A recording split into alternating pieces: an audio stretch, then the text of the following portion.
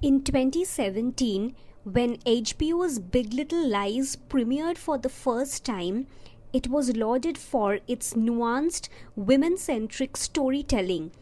Featuring an ensemble cast with popular faces like Reese Witherspoon, Nicole Kidman, and Shailene Woodley, Big Little Lies was powerful and unabashedly so.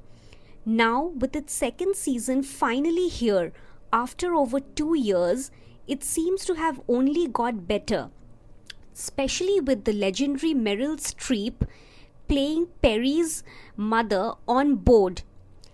The first episode of the second season of Big Little Lies is a painful reminder of everything that went down in the first. Celeste's or Nicole Kidman's abusive husband Perry is dead after he was pushed down a flight of stairs by Bonnie or Zoe Kravitz. In an attempt to protect Bonnie, Celeste, Renata, Madeline and Jane lie to the police that Perry lost balance and fell. A lie the police seem to have bought all too well, but the guilt and trauma from the night continues to live in the minds of the Monterey Five. Celeste struggles with her Stockholm Syndrome. She routinely has nightmares and lashes out at her children. Bonnie, on the other hand, is drowning in murderous guilt and resorts to isolating herself from everyone around her. It's the beginning of a new academic year, but Monterey has a new guest, Mary Louise, Perry's mother. Played by Meryl Streep, Mary Louise's intention from the very first episode is clear. She has her suspicions about her son's death, and she isn't one to be quiet. She is shrewd, judgmental, and struck by grief. Her character is both endearing as well as infuriating. After a couple of serendipitous face-offs with Madeline or Reese Witherspoon, it's clear that Mary Louise doesn't believe the backstory of Perry's death. However, it's during the second episode of the season that Mary Louise's character, after lingering at the periphery, takes center stage. After finding out that Perry has fathered a child through rape and physically abused Celeste, the apologist in Mary Louise comes forth and questions Celeste. But why didn't you go to the police? Determined to get her own answers, Mary Louise storms off to the police station. Madeline's boisterous persona is perhaps the only sense of familiarity Big Little Lies fans can hold on to. As a new school year begins, Madeline is determined to maintain status quo without letting the events of the previous year affect her.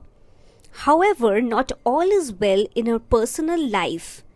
We watch as her daughter Abigail is convinced she wants to drop out and refuses to go to college.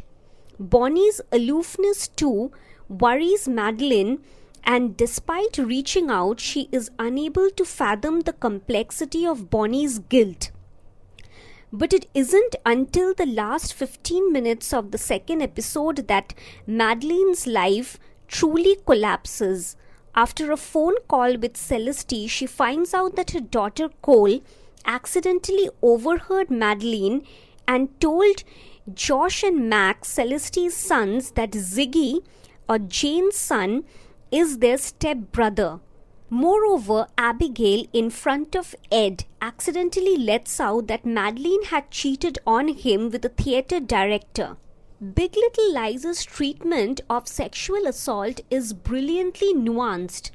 Throughout both the episodes, we see Celeste and Jane struggling with their own complex experiences. Jane, apart from living with sexual abuse trauma, finds herself feeling guilty about sleeping with a now friend's husband, Perry.